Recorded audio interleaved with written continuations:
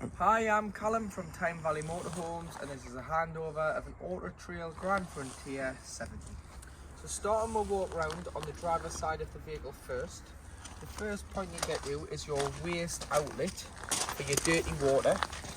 So normally on the way out of your site, you'd pull over the grate, release the handle on the side, and this will allow the waste water out of the vehicle. You don't want to be driving around carrying added weight of wastewater because there's no real reason for you to have wastewater on board. And then just leave it slightly ajar as you travel home. That'll rock any loose water out of your wastewater tank. Make sure this is fully drained off in the winter so the water doesn't freeze in the colder conditions. Using the habitation key,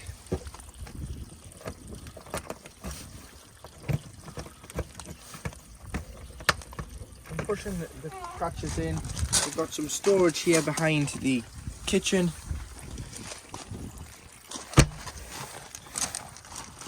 This is where you hook the vehicle up. So slide the flap up, lift the hooker bleed up and connect. Hook the vehicle up first, then the power source, and do it in reverse order when unhooking so that you're never walking around with a live lead. And then next to it, you do have your external cold water fed shower point.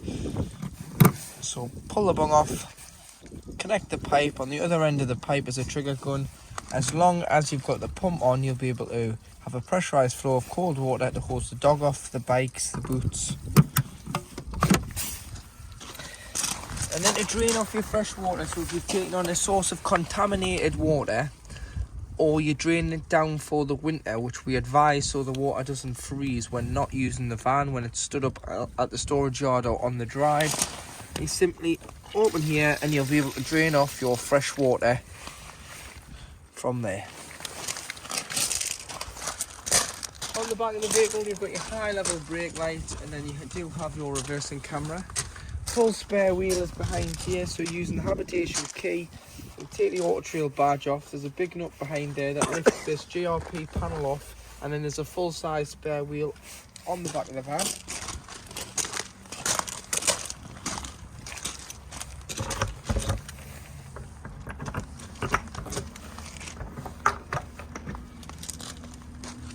Storage in the back along with your cassette toilet. So your cassette toilet is in here. So to get your cassette out, what you've got to do is make sure the blade's closed, which I'll go more into when inside the vehicle because it's on the front of the toilet. If the blade was to be open, you'll not get the cassette out.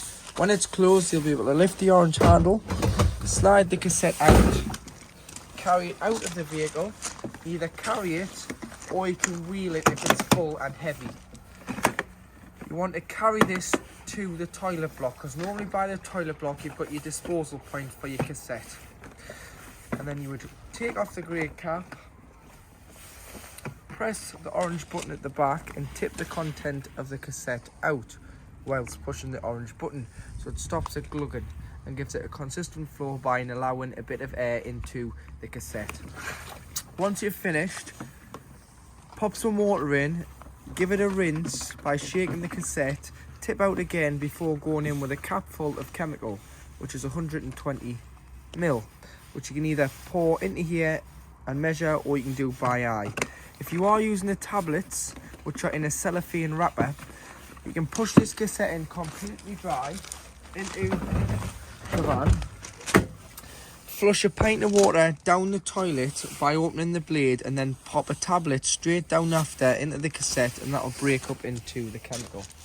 You do have a mains socket in here, so if you need power on the awning side, just open your locker and you've got main socket. Shelves for storage, and you've got your winter vents that slide behind your winter covers. In the winter, you can still use your fridge with these on, it just protects the element of the fridge in the colder conditions. Here you have your water filler point. So you can carry a hose pipe with some hose pipe connections, as it's mainly just a brass tap on site. Pop your hose pipe between the grooves and fill with fresh water. Should you not be able to get a hose pipe to the van, but you can bring a bucket or a barrel of water to it, there's a point there for a pump, so you put your power there, turn tank fill on the control panel, which I'll show you inside, hose into there and pump into the water, and it'll suck it out the barrel and bring it on board. External gas point, so there's a gas quick release connector here, cable tied to the valve there. Cut that off, pop that onto some orange gas hosing with a Jubilee clip and connect the other end with a Jubilee clip to your Cadac, pushing it in here, turning the valve to open the gas valve, and that'll use the gas from the bottle instead of carrying a spare around with you. So it'll use the main gas from the front of the vehicle instead of carrying a spare. Aldi vent here, so just make sure that's always obstruction free. It allows the fumes out when turning the Aldi onto gas. Obviously on electric it's an immersion heater, so it doesn't use any emissions. But your awning and your awning light. Here you do have your gas locker. We've got our test bottle on right now, so that's a 6 kilogram Cala bottle, and to connect the bottle via the orange hose, which is known as the pigtail, it's left to tighten, right to loosen, so opposites with it being gas. You'll need a gas spanner or an adjustable wrench just to nip it up. Turn the bottle on from the top. When you turn it on, there's a little crush valve here, which is this black button, so press that in for 30 seconds. It allows the gas through the crush valve here, and then always make sure this crush valve's pushed in. If this is ever orange valve's pushed out, push it back in and hold it for 10 seconds to reset, because that allows that is your second motion gas valve. So should you leave your gas on and anything happen with your gas when moving, this will pop out to stop the gas from going inside the vehicle. Make sure that your bottles are tied in with the straps around the waist of the bottle.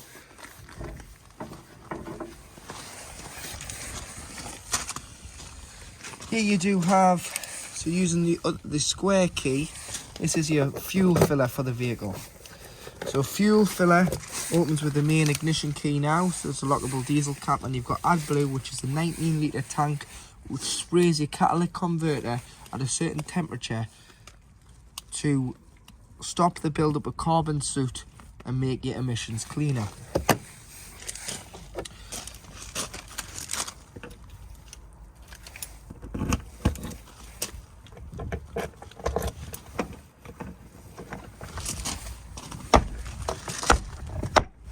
Yeah, you do have some storage. There's your toolkit for changing your wheel, and a little bit of storage just in here. So located underneath the bench seat behind the passenger seat, this is your gas locker. To open your gas locker, you need to pull this handle. So you need to take your cushions off and pull the handle up to open the gas locker to be able to turn the bottle on or off or change the bottle. And in the cab, just underneath the glove box on the passenger side of the dashboard, this is your bonnet release for releasing the bonnet. So underneath the bonnet at the front of the vehicle, you've got your screen wash, which is the main one you're going to need, with filter in there. You've got your coolant, your brake fluid, your oil filler. There is no dipstick on these new Fiats because it's a new design cab, so they are now electric, so you can view that through the dashboard, along with no power steering fluid because that is an electronic steering rack. And then should you ever need to jump start it, put your key in here and lift this up, and this is your positive terminal, and then you'd earth off the negative, which you can find up here. So just up here, this little bolt head here is your negative for giving or receiving a jump start. So to operate your main 12 volt control panel, if you're hooked up to mains 240 volt via your hookup lead, you'll get this icon here that indicates that you're receiving mains power. If that isn't on, you just have 12 volt off your leisure battery. So to turn the 12 volt system on, you've got the master switch here. And then going down this side first, you've got your on-off switch for your pump. So this turns your pump on and off. So if you're going to use the taps, toilet, shower, you need to have the pump on to pressurize the water through the system, otherwise you will not get any water through the lines. You can view your water levels here, so you can see that you've got 50% of fresh water on board and 0% waste. And you can view your battery levels at the bottom. So you can view your leisure, your vehicle. Your active battery always wants to be the leisure, so that's why it says leisure in brackets, and that's currently what's being drawn off the leisure battery at the moment. You've got your mains power coming in and your solar. Note that your solar will go to sleep when you've got mains connected to the vehicle, because it's a lot bigger of power coming through the vehicle than the solar could ever provide the motorhome with. Down this side you've got your master switch for your lights, then they all are individually switched. Your awning light on the outside of the vehicle above the habitation door there. And your dimmer, so you can press and hold and dim the lights in the lounge underneath the lockers. Followed by your settings just here. So you can select your active battery. As you can see there, it's illuminated in blue on the battery L, which is the leisure battery. Your solar battery select is where the charge of the solar panel is going to, and it's currently on the vehicle battery, but it is on smart. So what smart does, it analyzes both batteries and it chooses which battery is lower than the other, and it'll switch over and provide the charge to the lowest battery. So you may just want to leave that on smart, but don't put your active battery onto smart, because you always want the leisure battery to be used and never the vehicle battery. Because if you're away while camping, parked up for a few days, and that switches over to the vehicle battery, and then you try and start the engine and the engine doesn't start, it's because you've drained your vehicle battery. Use your leisure battery, because that's the battery that was designed to power the 12 volt for the motorhome. Tank fill is that power point beside your freshwater filling point. Should you be filling from a barrel with a pump, you need to turn tank fill on to send power to that point.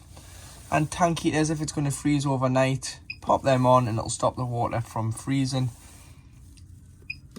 in the freshwater and wastewater tanks.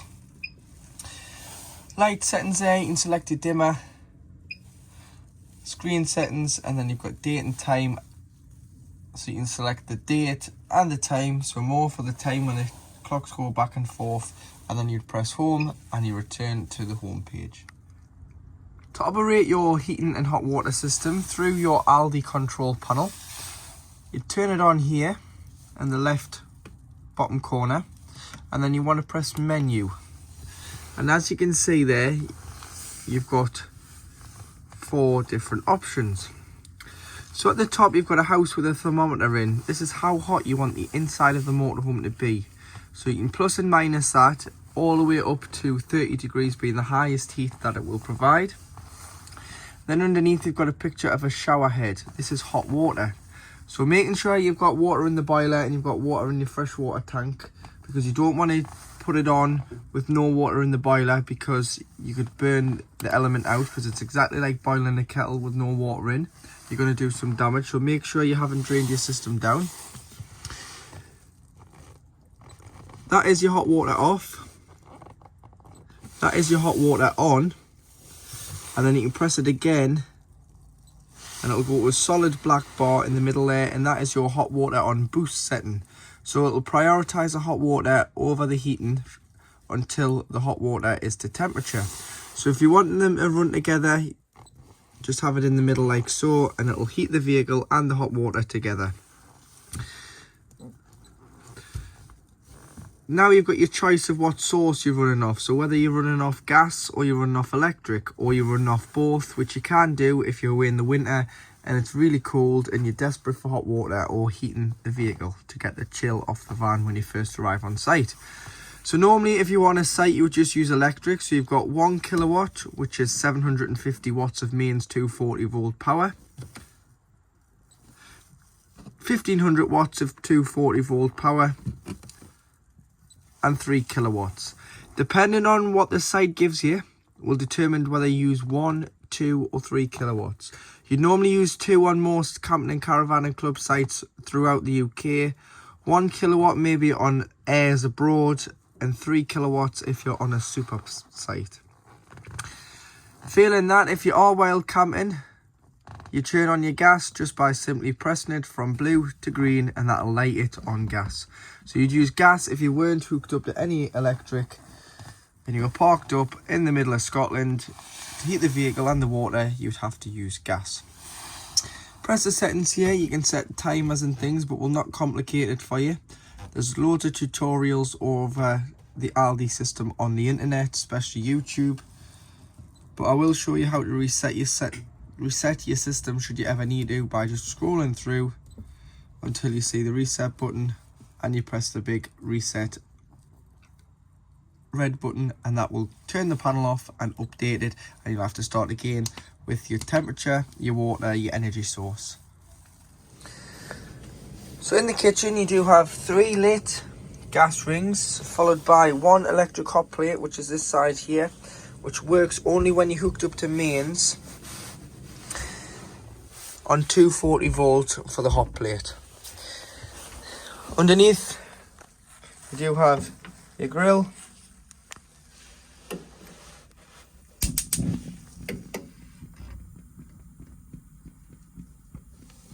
and underneath your grill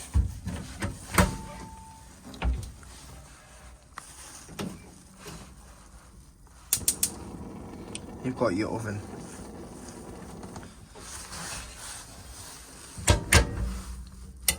Press this panel in here and you've got your gas isolation valves.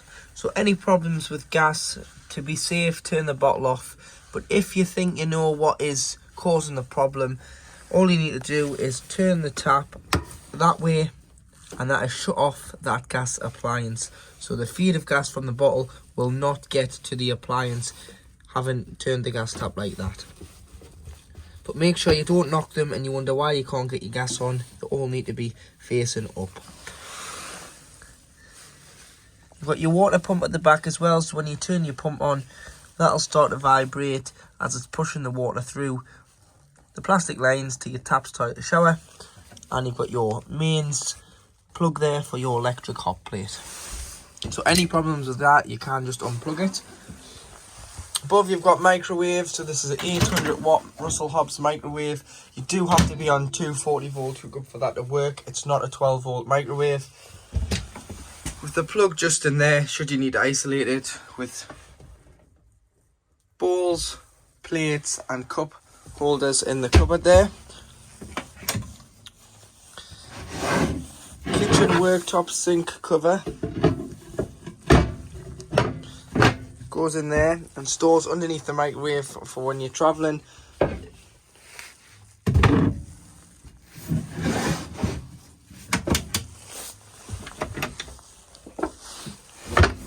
Slide out drawer there.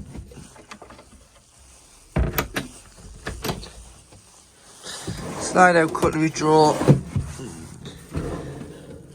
Slide out racks and some storage.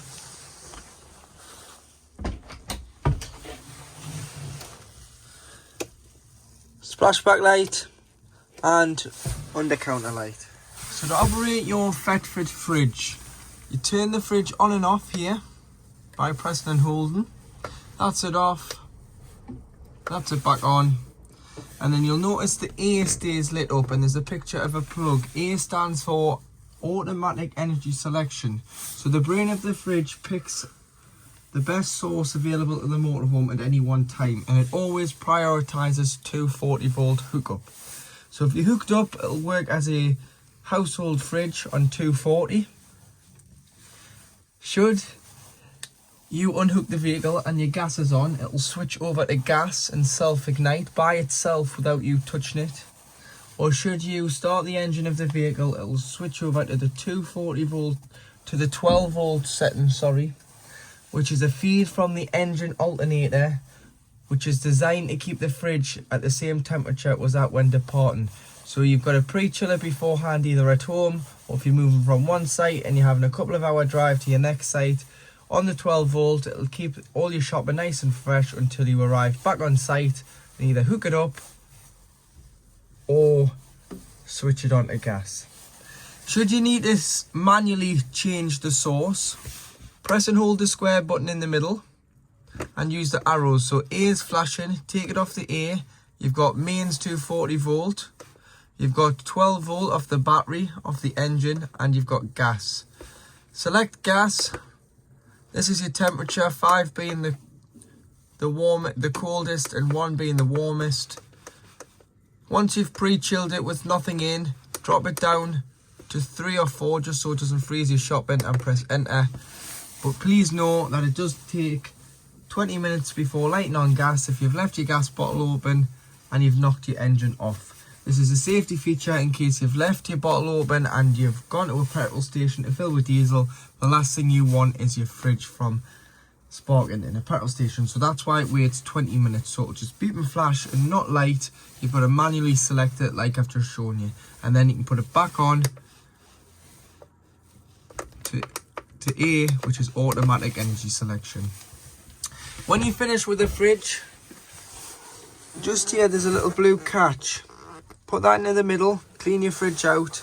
This just leaves the door open to allow circulation in and out the fridge, because the rubber seal will close it tight and trap the air in, which will cause smells over time in the motorhome. Across the back of the van you do have your washroom. So to operate your toilet, ensuring that the pump's on, if you press the blue button, this is your flush. So press the blue button, flush the toilet. Always put a small amount of water in the toilet before you use it, and open the blade.